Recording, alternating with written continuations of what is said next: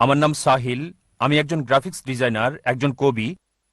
আপনার উপর শান্তি বর্ষিত হোক ডাক্তার জাকির। আমি সব সময় বলতে চেয়েছি, এটা আল্লাহর দয়ায় আজকে সুযোগ পেলাম। আমি আপনাকে ভালোবাসি ডাক্তার জাকির, আমি আপনাকে খুব ভালোবাসি। ওয়ালাইকুম আসসালাম। আপনার উপর ধন্যবাদ। শান্তি বর্ষিত হোক ভাই। আমিও আপনাকে ভালোবাসি ভাই। ধন্যবাদ। আমি ধন্যবাদ জানাই এত বিশাল জ্ঞানের জন্য। আপনার লেকচার শুনলাম আমার বন্ধুর জন্য, আমার বোন নাগমার জন্য। আমার কিছুটা কনফিউশন ঈশ্বরের বাণীর মধ্যে, আর যারা বিচারের দিনে বিশ্বাস করে, যেমন একটা ছোট্ট প্রশ্ন।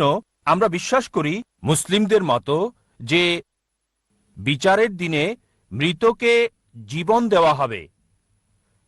কিছু মুসলিম বিশ্বাস করেন যে কবরের জীবনের প্রথম রাতেই এটা করা হবে, মানে মৃতকে জীবিত করা হবে আর আযাব হবে, কবরে প্রশ্নোত্তর হবে। তাই আমি বিষয়টি ভালোভাবে জানতে চাই।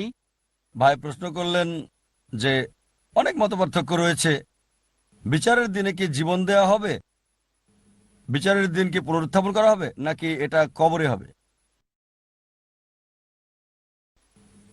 ভাই, যদি কবরের আযাবের ব্যাপারে বলা হাদিস পড়েন, আর আল্লাহ কোরআনে বলেছেন সূরা আল ইমরান অধ্যায় ৩ আয়াত ১৮৫ যে কুল্লু নাফসিন যায়কাতুল মউত। প্রত্যেক প্রাণী মৃত্যুর স্বাদ গ্রহণ করবে, আর চূড়ান্ত প্রতিদান দেওয়া হবে বিচারের দিনে। দুনিয়ার জীবন ছলনা ছাড়া আর কিছুই না। তবে চূড়ান্ত হিসাব কিতাব, চূড়ান্ত ফয়সালা হবে বিচারের দিনে।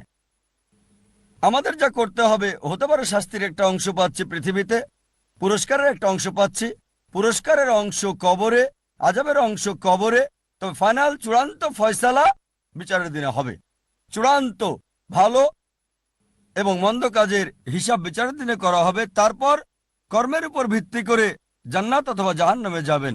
কিছু দুনিয়াতে আপনাকে দেওয়া হবে, কিছু কবরে। তবে চূড়ান্ত হিসাব নিকাশ হবে বিচারের দিনে।